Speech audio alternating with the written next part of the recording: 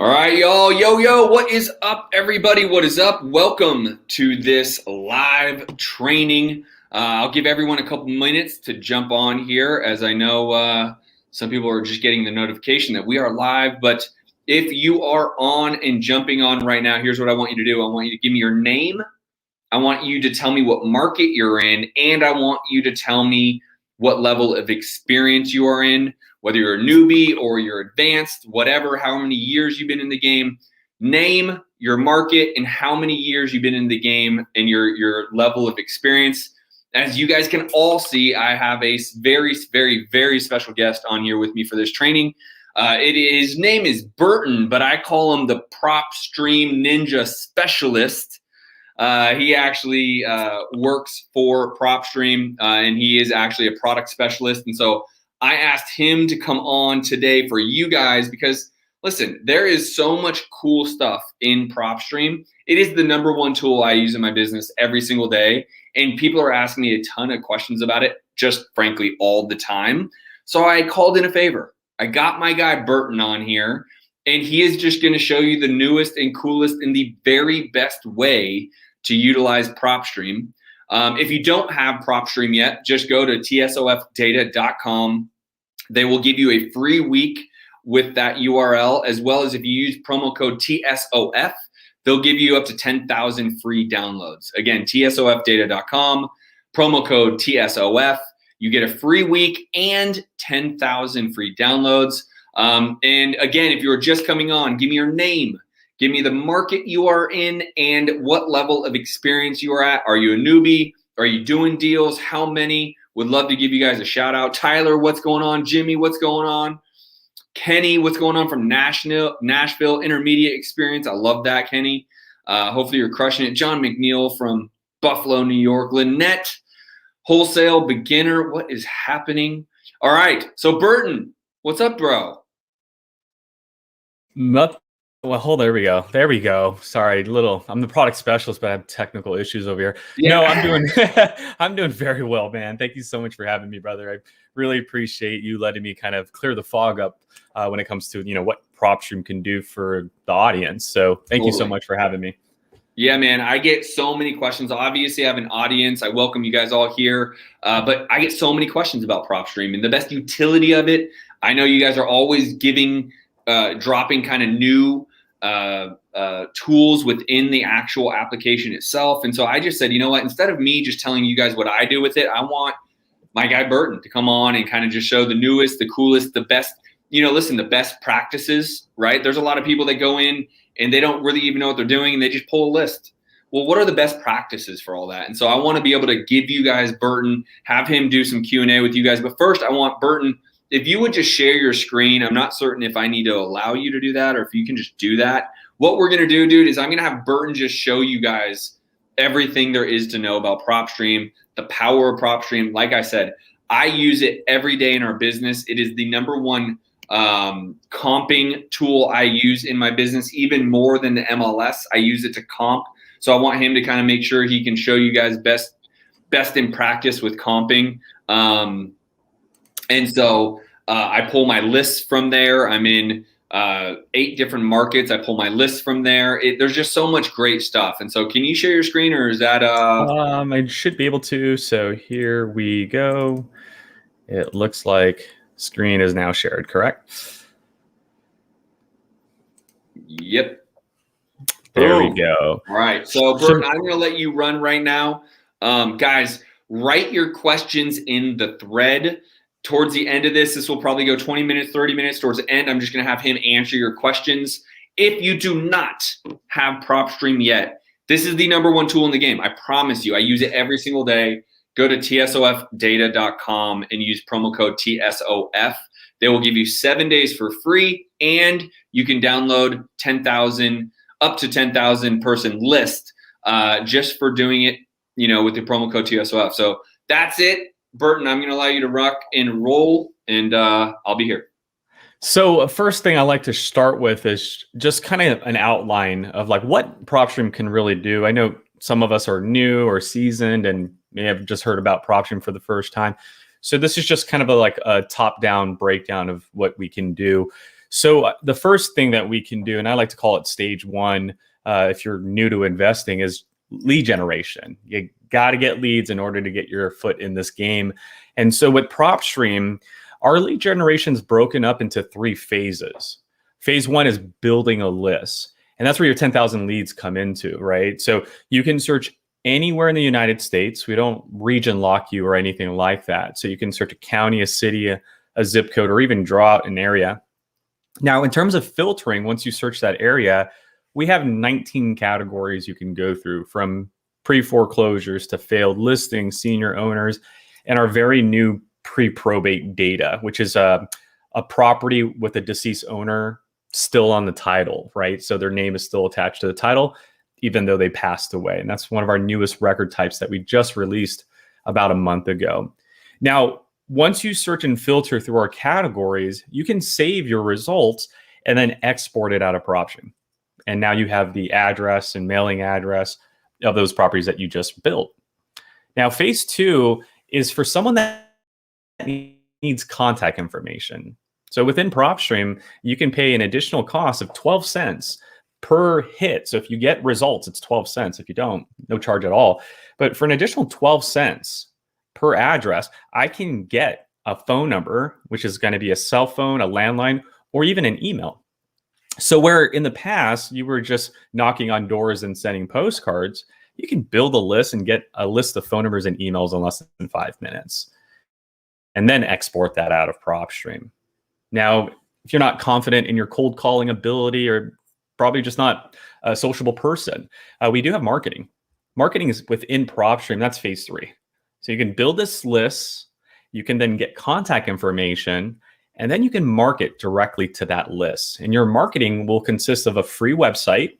So if you built this tax delinquent list and you skip trace it, then your website would probably say, hey, I buy tax delinquent properties. And there's an application on this website and whatnot. But once you create that landing page for your list, you can then send them postcards, ringless voicemails, or emails, and then hopefully they get back to your website, right? So you can put your web address on the postcard, or your phone number if you want them to call you back directly. Same with the voicemail. Hey, go to my website or call me back. And same with the email. So that's stage 1 of PropStream, lead generation. And it comes with all of that stuff. Build that buyers list, get that phone number, market to your buyers, build that senior owners list, get their phone numbers, market to those senior owners, and et cetera, right? So you're just going to continue to repeat that process when you're in PropStream. And we're practically doing this, this business. Now, stage 2 is, what if someone does call you back? What if one of those senior owners with a lot of equity decides to call you back? And that's what stage 2 is. Now, again, I don't know whether you're coming into PropStream with a lead already. If so, you can just search the address from the get-go. For those that don't have a lead yet, you'd probably want to build a list first. But for those that do have a lead, you'll be able to search the address and then look at all the data that we've collected over 15 years of doing this business. And the data that I'm talking about is the property details, the financial information, like the mortgage information and their liens, and the situational data, like, is it in pre-foreclosure? Did it fail on the market? And you can see all of that in one page. That's what I call finding opportunities. Is it the mortgage? Is that the reason why they want to sell? Is it the HOA? Is it because the taxes have increased over the last few years? Is it because of the pre-foreclosure that we're reading? That's what finding an opportunity is. It's just looking at that detail without having to go to 5 different websites, right? And then finally running comps, which is very important. Once you find the opportunity or the pain, the reason they called you back and want to sell their property, you're going to need to make an offer. And you don't want to offer too high, and you definitely don't want to offer too low that you're never going to hear from them again. And so you're able to use our MLS data nationwide or the public records to get an after repair value. And then you can print reports out too, like the comps report, and hand it to your buyers and your sellers and say, hey, here's how I came to this conclusion, right? So this is just an outline of what PropStream can do. I'm not going to be going over this. My main goal today is to show you guys like how one would build a list in PropStream and how one would analyze a property and run comps on it. Now, let's start with building a list. So this is PropStream. Now, I'm in Southern California, Orange County for that matter. But as I mentioned, you can search anywhere in the United States of America. So if one day I wake up and I decide, you know what, I want to start investing in Richmond, Virginia. I just type in Richmond, Virginia, or Texas, or California, or one of these options here. But when I click the one I want, it sends me to that market and it dumps all the records that we've collected on your behalf onto your screen. So it's saying, hey, here are 99,000 records we've collected for you in the city of Richmond, Virginia. And if you want to, we're not going to stop you. If you want to go through each one of these records one at a time, you just simply click on the property. And this is the property details I was just talking about, where you get to see the property details. So we can talk to them about the beds and bathroom and the school district and the zoning and the HOA that they're pissed off about and all that stuff, right? We can talk to them about their mortgage information and transaction history, the taxes, the fact that they own other properties, the fact that it's on market for over 457 days, right? That it was bought in cash back in 2020. There are so many reasons as to why one would sell, but this is what we've been doing, put that data together, and then I can go and run comps on it. So we'll go over this in just a few, but again, if you want to go through each individual property details, we're not stopping you.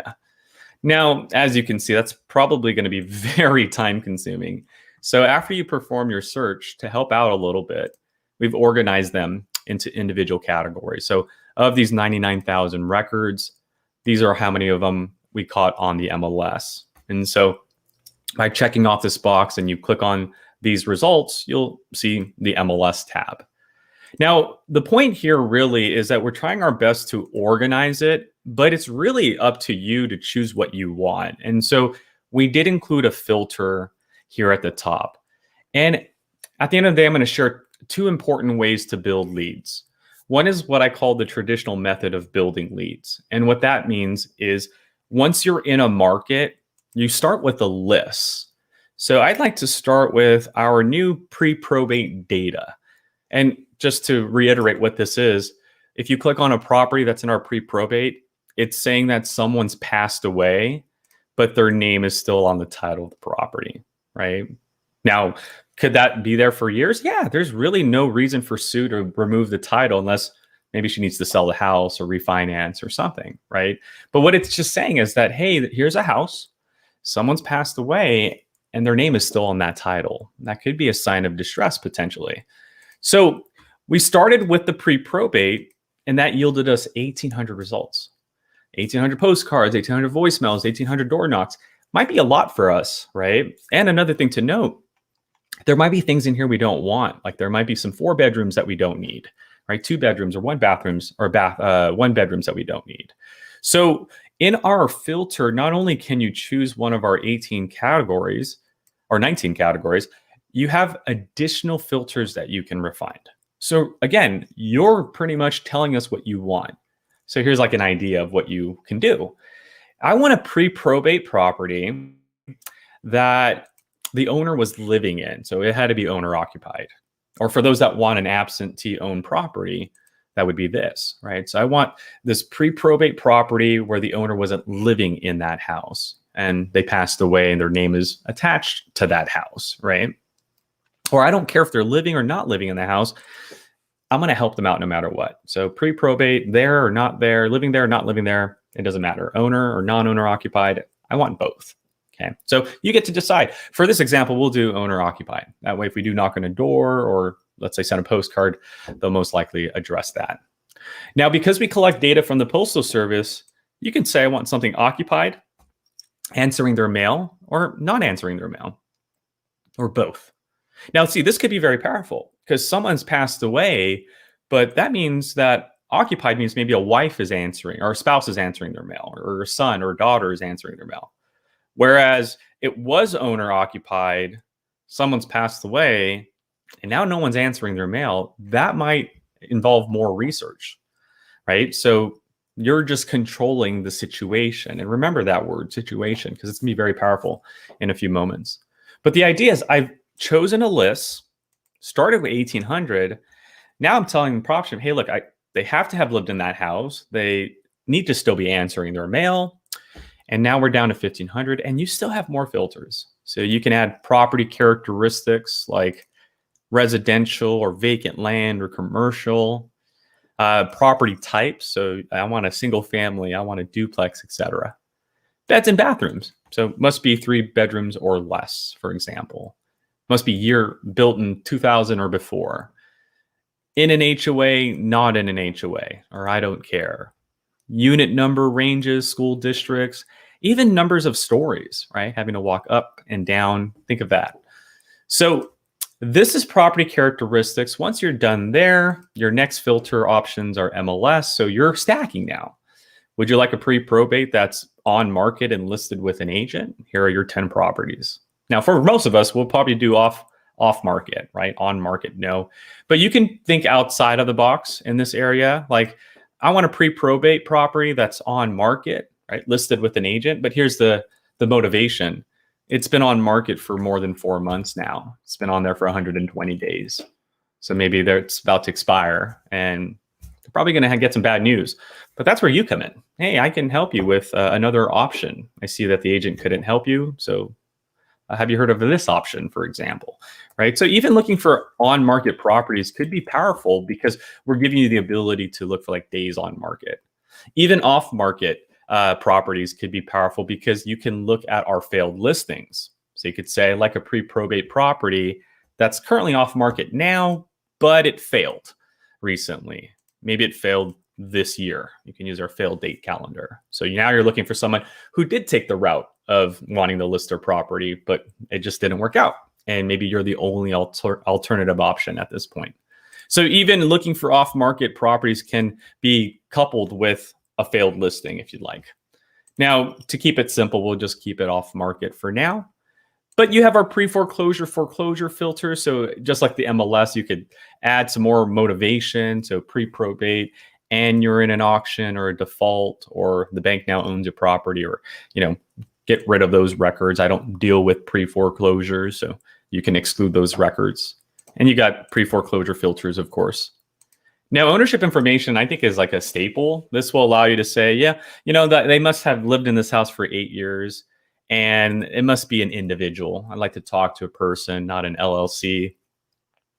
Last sell date, last sell price. And what I believe is a very powerful tool is numbers of properties owned. So instead of just looking for one property, why don't you multiply it? I'm looking for this person who passed away and their name is on a title, but their name is actually on 3 or more properties. So here are the property owners that passed away with multiple properties under their names. Okay, so numbers of properties owned is a big one right there. Taxes that they pay, the location which they're in, out of state, out of county, or local. Is it in pre-probate? This is here in case you switch the category. Like, I want a tax delinquent property and someone passed away as well, right? So this area is here in case you choose a different category. If you choose pre-probate up here, there's really nothing to do here. You can just leave it blank for now. And then the last 3 are lien, bankruptcy, and divorce status. So here I can add a lien to my search, add a bankruptcy, add a divorce, specify the lien I wanted. So pre-probate, and you didn't pay a lien on your property, right? And maybe that's because of what happened. Maybe the individual who passed away was the bread, maker, and because of their death or unforeseen death, these bills didn't get paid, and now a lien has showed up, right? So to be able to stack 2 different categories that were never stackable in the past is something that you can do in PropStream. So if you're wondering, can I stack different records? Yeah. Pre-probate, liens with divorces, or pre-probate with the failed listing like I did earlier. So have fun with that in a sense, okay? So this area allows you to add liens, bankruptcies, and divorces, and even stay away from that. If you've had a nightmare situation with a bankruptcy attorney, you can tell our system to suppress bankruptcy records from your results. And then finally, valuation equity is just more preferences. What value of properties are you looking for? Let's say under 400K. Equity amounts are in here. So must have maybe 30% or more in equity. And then certainly last but not least is the mortgage information. So this right here is just seeing if a property has 1 or up to 4 mortgages. Now, this could be very powerful in a sense, right? Like, for example, a person has passed away, their name is on title, and they left a mortgage or 2 on that property when they passed away. So that could be the motivation. I'm sorry that your spouse has passed away. How's the financial stuff going on? Or is there anything you guys owe we might need help on? And you know how that conversation goes, right? But this right here is the traditional method. What you used to do at home, you now do in PropStream. You go to a market that you're investing in, go in our filter and choose one of our 19 categories. Pre-probate is the option today. And then I just use the additional filters to refine what I'm looking for. And what I'm looking for is the owner must live there or have lived in that house. They're still answering their mail. So it could be a son or a daughter or a spouse.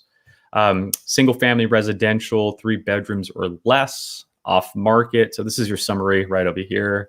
No foreclosure data, 8 years or more in ownership, owned by a person, $400,000 or less estimated value, must have equity of 30% or more. And another motivation is 1 or 2 mortgage on that property. And so what's powerful about like our search engine is that everything that you're asking for, when you click on the property, that's what you're getting. You're getting a deceased owner with 8 years or more in ownership who lived in that house, and there's somebody still answering their mail, and it has a mortgage on the property. So like everything I ask for here is what you get in the details. That's how our filtering works. So it's not about here's a list and there you go. It's about, no, we've connected all this data together. So if you want that list with that list and couple it with these characteristics, well, that's what you're going to get. After you filter, hit close, your unique properties are here on the right side. And so at this point, I can check them all off and hit add to lists. And we can call this our Richmond pre-probate with a mortgage, right? And when you save a list, you will be reminded how many records you have on a monthly basis. So just make sure you know not to exceed that. If you do, you can always get more in our settings area. So feel free to upgrade your package if you need to. Now, once you save a marketing list, we will send that list to the My Properties page. And so this actually concludes phase 1. We searched, filtered for the pre-probate list, just saved it. And now I can export it in the My Properties page. So I go over here to my marketing list area, find my Richmond pre-probate with that mortgage, and I can check them all off and now hit the export button. And PropStream will provide you that CSV file that you can take wherever you want. This is literally your Excel sheet. So go ahead and have fun with that. Or what you can do is if you don't want to do that, because all I'm getting right now is just an address, the owner's name, and a mailing address, just in case they didn't, had a different mailing address. But there's no phone numbers, there's no emails or anything like that. And that's why we included skip tracing. So you can take any My Properties list and skip trace it and gather contact information. So when you skip trace here at the contacts page, you'll be able to see the phone numbers and emails that have been skip traced. So like literally you can call someone the same day you build a list and see if they want to sell their property or not. Or if you don't want to talk to them, that's where our marketing comes into play. So you can send them a postcard, a voicemail, and an email. Now, I'm not going to show you all of that. We really, again, want to focus on the lead generation part. Before I go into like property details and running comps, one thing I want to leave you off with when it comes to building leads is that a lead has never been a list, right? I have this philosophy where a lead is not a list. A lead is a situation you're about to solve. And our system is built to find unique situations. So what I mean is this. Normally one goes into the filter and chooses a list. That's why I call it the traditional method. We're just used to doing that, right? Grab a list and let's work on that list. When it comes to PropStream, you don't necessarily have to do that. When it comes to PropStream, you can build any situation that you think would be a motivated situation. And so because I learned this over time, I call it my 4 golden rules, and they are this. First thing I always do is make sure it's off market, right? That's what most investors want, an off market property. So start there, MLS off market. Next thing most people want is equity. So they'll go to valuation and they'll say, I need a lot of equity, 50%. Or I do something creative or short sell. So they want low equity. Regardless, equity is usually like their second filter. And then comes the property and owner characteristics. So no two investors are the same. So some investors will say, I got to get these residential single family properties built in 1990 or before, right? And nobody has the same preferences when it comes to property characteristics as well as owner characteristics, right? So in this example, maybe you want a individual with 12 years of ownership to be exact, right? And that's the third rule. So it's off market, has equity, and now it has the property and owner characteristics I need. The fourth rule is the reason they need to sell you the property now. And it does not have to be a list. That's my point, is that you don't have to choose a list anymore. Once you have your rules, it's off market with equity and it has the property and owner information I'm looking for, then the reason they're going to want to sell me their property today is because they have 3 mortgages on that house, right?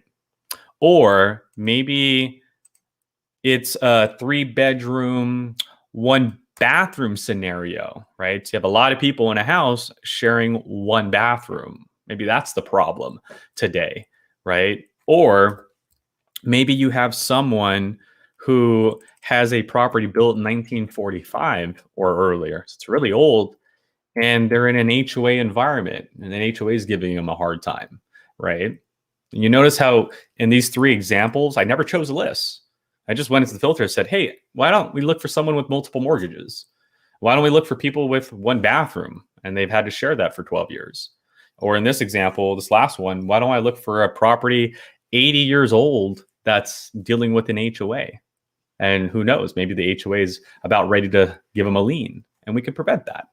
So these are leads, essentially situations that you can solve, and you're missing out on them because if you're in that mindset where I got to have a list, look what happens when with these 504 properties, once I choose a list, right? Let's say you were forced to choose a list to even begin your search.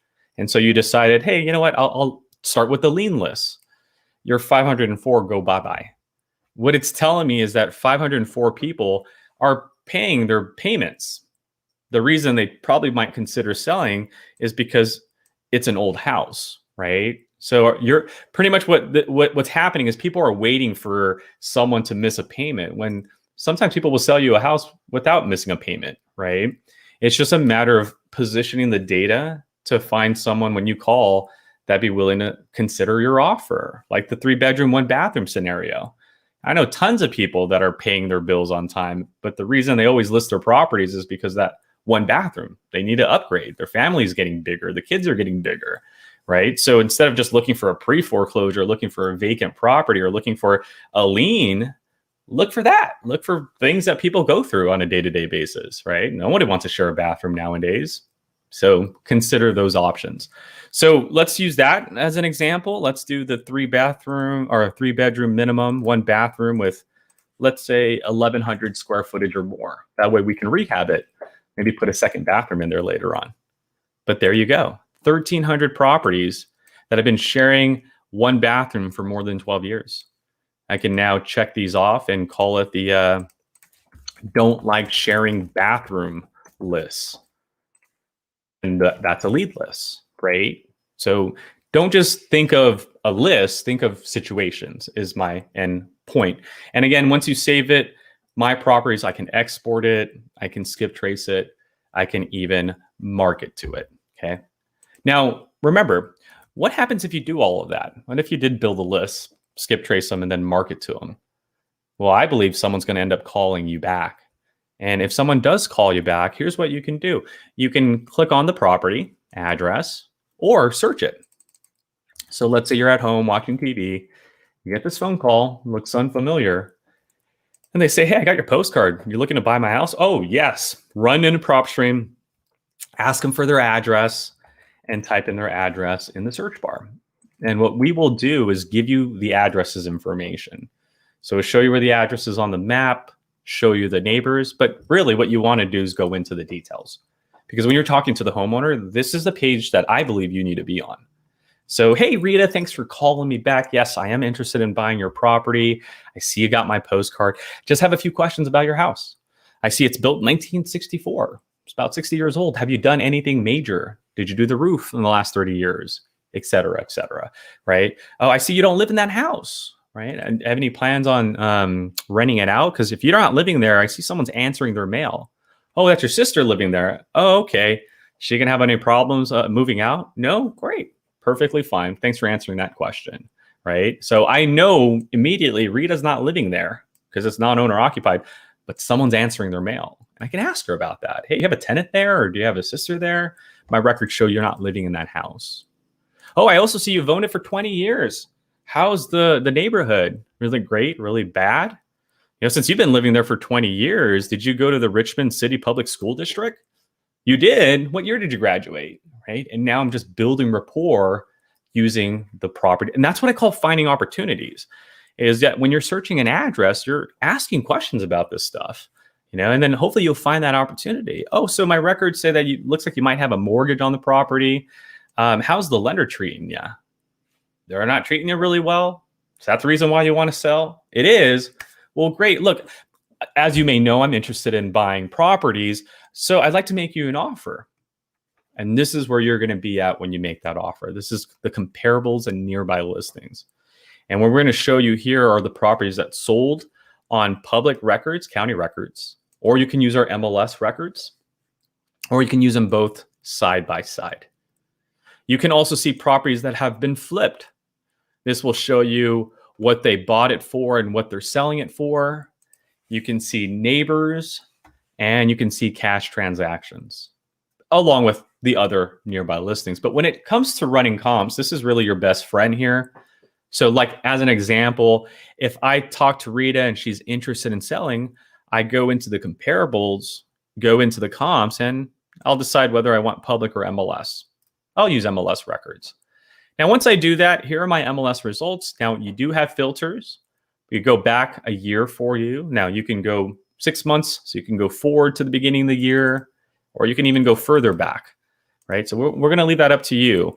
Now, beds and bathrooms can be filtered. So Rita's house is a 3-bedroom minimum.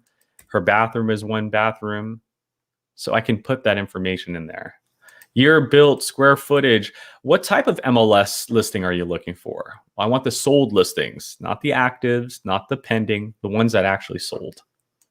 And then I want a 1/2 mile radius or a 1 mile radius around my property. And then property class. I want residential. And I need a duplex or condominium, right? Depending on the property you're working on, you're going to need to let us know what comps you want.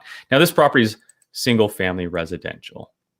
Now, from there, I have 36 results. But again, maybe a mile is too far out. So let's dial it back to a 1/2 mile. There we go. And so we have 9 results. And now it's just a matter of asking why. You know, why did 3905, which is just west of our property, sell for $181,000? What do the characteristics? Oh, there's a second bathroom in there. But hey, this is a good sign, right? It looks like our investors in the market are putting those second bathroom in there. So you see how a 3-bedroom, 1 bathroom list is a hot list for not just you, because you can potentially get someone who wants to upgrade, but for buyers will put in a second bathroom, even if it's a smaller building. Here's a property that's smaller than your building and they got a second bathroom in there. And so if a property with a second bathroom that's smaller than yours can sell for 181, don't you think yours, once it has a second bathroom, can sell for more than 181? And that's how you run a comp. Is just imagine comparing it to this property. And so if you want to see what $181 looks like in this market, that's where the photos come in.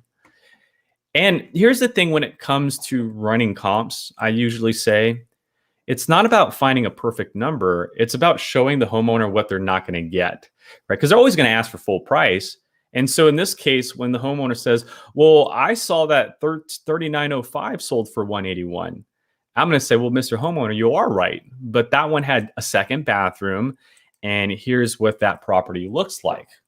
So 181 is out of the picture. I'm looking at giving you 115, 110, because I got to do some rehabbing and some cleaning up in your property. Now, you don't want to just give them one comp. They usually say 4 or more. So it's best to get more than one example.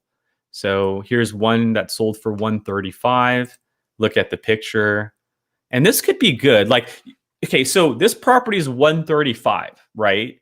And look at the condition that it sold for. Grass is stained, or sorry, carpet is stained. Walls should have been painted. Floor should have been polished, right? But this property that sold for 135 could look much better than the property you're currently walking in right now, the homeowner's property. And that could be a good thing. Hey, Rita, look, I like to give you what you're asking for, right? You're asking for 160. I love to give you that, right? But here's the thing, Rita, there's a property that sold for 135 and it's in a better condition than your property. And you're asking for 160, right? This one at least had a kitchen, right? This one had a working bathroom, right? This one I can walk into the living room, right? Yours has trash and mold and dog droppings, and I can't give you 160, right? Because if a property can sell for 135 and it looks better than yours, it doesn't make any sense for me to give you more than 135. That's, again, what comping is all about. It's about showing the homeowner, hey, you're not getting this because theirs are better than yours. And again, you usually want to get 4 or more. So we'll look at the next one. Here's another 3 and 1.5 that sold for 150. Take a look at that. Clearly much better than the house that you're working on. So we'll check that one off. And finally, here's another one. It's a 3-1 that sold at 118. And let's take a look at that. Maybe it's better than the house. Yeah.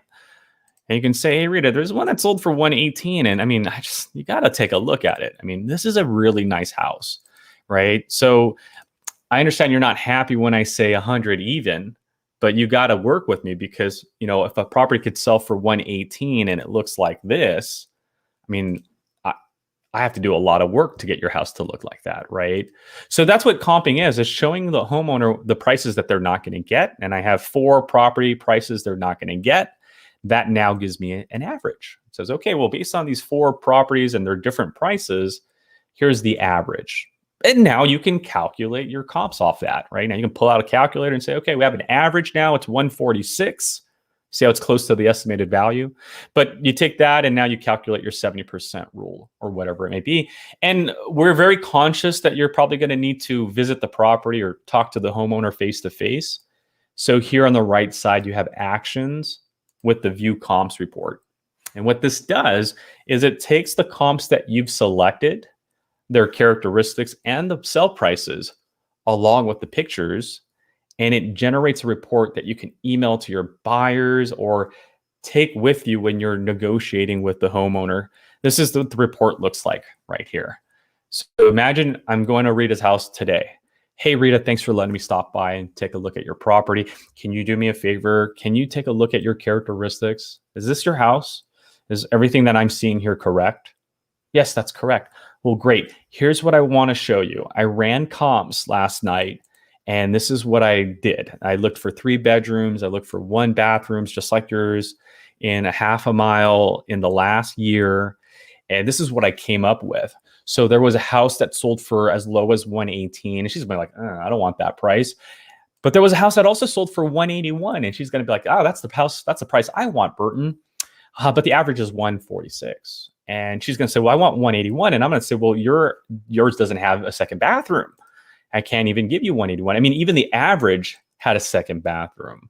So if anything, you're between 118 and 146. So I'm able to like lower the price without being rude or anything, right? Because she's going to be stuck on 181. And I'm going to say, well, the data shows you're not going to get anywhere near that, right? You're between 118 and 146 because you're between 1 and 2 bathrooms, right?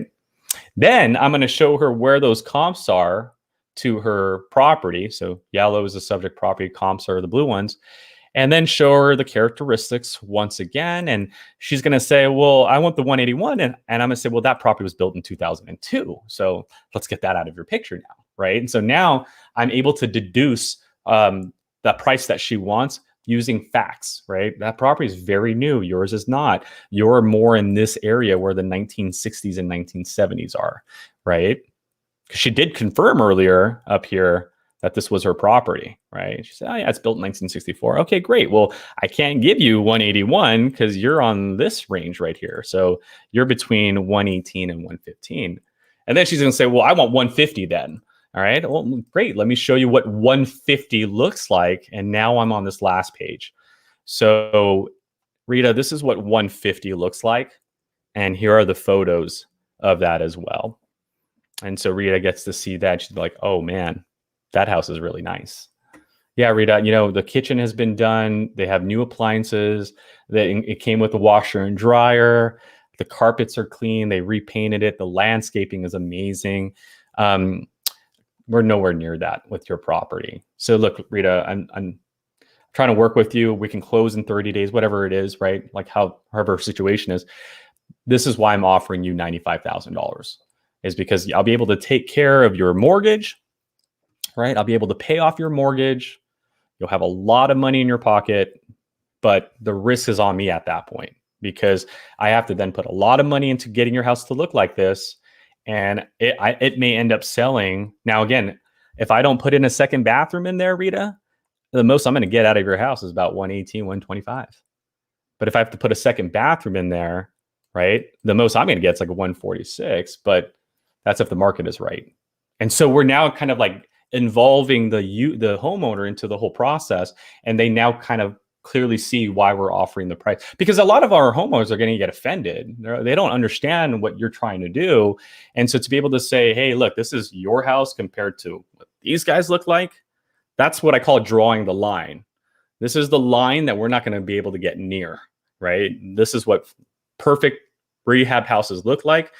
That's the line. You're way over here from the line. And this is why my offer stands over here. So that is essentially how one builds a list with PropStream, either again, using the traditional method, our 19 categories and refining it, or just build your own situation. As I showed you guys, one bathroom situation like this property here. And then in terms of analyzing it, simply search the address, ask questions about the details, build that relationship, and then you got the comparables to find that draw the line value, right? Show them what they're not going to get using the pictures and the prices and the characteristics. That way, when you are, giving them a lower price, you're not really offending anybody at that point. So that's essentially how one would approach PropStream. So thank you so much, Justin, again, there's more to it. This right here, guys, is just scratching the surface. I mean, we have the mobile app. Dude. We have the mobile app. We have the list automator, which automatically adds and removes records for you that meet your criteria. So it saves a bunch of time, and you never have to worry about a list being outdated. Team member accounts. I mean, the list goes on, but this is, to me, the two most important things every investor in our industry needs to understand is how do I build lists and how do I analyze a property and get a value? And we can definitely help you with both avenues. 100%. Like I said, guys, this is the number one application software I use in my business every day, every week, every month. I pull hundreds of thousands of people lists. I comp properties every day on it. It's just a daily use. You have to have it. Again, tsofdata.com will give you a 7-day trial for free, absolutely free. And if you use promo code TSOF, just like that right there, TSOF, they will actually give you a free 10,000 person download. So no reason you guys don't have this. It's an everyday use. You have to have it. Burton, I appreciate it. Questions? How do you pull good filters for vacant land? For vacant land, we actually have a separate category for that. So what you want to do is actually just choose it in our quick list filters. So when it comes to vacant land, again, it's just like a single family property, right? Just there's no building. So your only avenue would be, first you start with the vacant land category. So show me the 7,000 vacant land parcels in Richmond, Virginia. That's the first start. And then you just have to start adding that motivation. So the vacant land that I'm looking for is one that's off market. Maybe it's owned for the last 11 years by a person who's paying taxes on that vacant land. But here's the motivation. That person's in a different state, right? And maybe they have a mortgage on it or something. So the whole idea is start with the vacant land pile and then just add those motivated factors. In this case, hey, I see you have a vacant land and it looks like you're out of state. Have you considered selling it? Or what are your thoughts on selling it, right? And just going into that conversation. But how am I able to have that conversation? Because I'm positioning that data. I'm looking for out of state, 11 years, and it's vacant land. Let's talk. So that's how you would do it. Start with vacant land and then just work downward. Is it a failed listing? Is it tax delinquent? Is it in pre-foreclosure? We'll leave that up to you. Yeah. Someone forgot to use the promo code TSOF. I still have a feeling you're going to get hooked up. So don't worry about it too much. But again, promo code TSOF. How do you find landlord buyers? Landlord buyers. So what I would probably recommend is using that numbers of properties owned. So we're the only company as of right now to do this. So let me just kind of enlighten you guys on what our team did to show you this. So we created a connection. And what we discovered that if a person uses the same tax address on all of their properties, right? Let's say a person that has high equity owned by a person. Well, if this person has, let's say, 2 to 4 properties and they're using the same address for their tax bill, well, when you click on it, we're going to be able to see that. Hey, Michael McDonald owns these 2 properties that are tied to his name, right? Both of these properties are using the same tax address. So the question, how do I find a buy and hold cash buyer? Same scenario, except you look for a buyer. So show me in Richmond, Virginia, a cash buyer who owns maybe 10 to 20 properties. That's a buy and hold buyer. Like, why would someone have 10 to 20 properties? They can't live in all 10 to 20 properties at once, unless they have 10 to 20 kids and everybody gets a house, which probably is very rare. So right here are my cash buyers that are individuals with 10 to 20 properties. And if you're looking for one that wants to buy and hold a single family property characteristics, single family. Here are your 397 individual cash buyers who own multiple properties. So Joseph Arena here buys properties in cash like he did in 2009, but Joseph also owns all these other properties under his name as well. So I would assume this person is actively renting his properties. So that would be how one would find a buy and hold investor in PropStream. Use the numbers of properties owned. That's right here in the ownership info. So I want a buyer with multiple properties, and one can conclude that's probably an investor that's renting out those properties. Love it, dude. Well, listen, we are coming up on time. Burton, you are the ninja expert, the specialist, the man. You guys all have to have this software. There's nothing it won't do for you in your business. Again, tsofdata.com. Use promo code TSOF. 7-day free trial, 10,000 person free download. Burton, appreciate your time, bro. Most definitely. Thanks for having me, guys. You have a great day. Later, dude.